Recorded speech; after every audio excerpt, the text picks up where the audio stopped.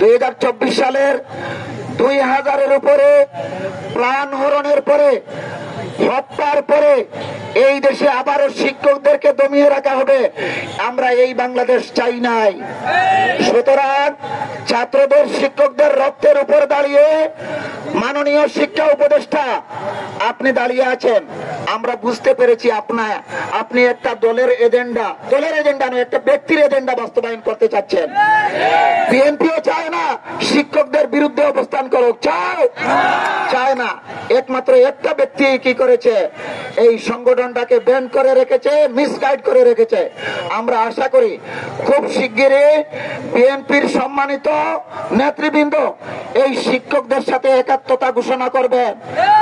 আর যদি এই জায়গায় বুঝতে ভুল হয়, তাহলে 6 লক্ষ শিক্ষক কর্মচারী এবং তাদের পরিবার যদি বিএনপিকে বয়কট করে, এই দোষ আমাদের উপর কেউ চাপিয়ে দিতে পারবেন না। সুতরাং সম্মানিত শিক্ষক কর্মচারী ভাইরা, আমরা আজকে এখানে উপস্থিতি যতটুকু দেখছেন, আমরা 6 লক্ষ শিক্ষক কর্মচারীদের প্রতিনিধি এখানে উপস্থিত হয়েছি। শিক্ষা উপদেষ্টাকে বলবো, আমাদের 16 জনকে আপনি ডেকে নিয়ে গেছিলেন, এর অর্থ তো এখান নয় যে আপনারা মাত্র 16 জন এসেছেন, কি করতে পারবেন।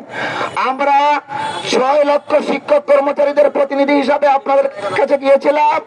আজকে যারা দেখতে পাচ্ছেন ছুটির দিনে, এরা 6 লক্ষ শিক্ষক কর্মচারী এবং তাদের পরিবারের প্রতিনিধি হিসাবে এখানে এসেছে।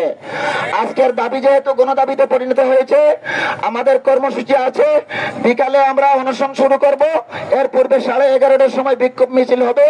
যে যেখানে চলিয়ে ছিটিয়ে আছেন পর্যায়ক্রমে আস্তে আস্তে, যেহেতু আজকে জুম্মার দিন, অনেকে গোসল টোসল করে একটু পাক পবিত্র হয়ে আসতে চাইবেন, আপনারা 11:30টার পূর্বে চলে আসবেন। যথা সময়ে আমাদের কর্মসূচি শুরু হবে ইনশাআল্লাহ। নিউজ টেক্স, দৈনিক অন্যধারা।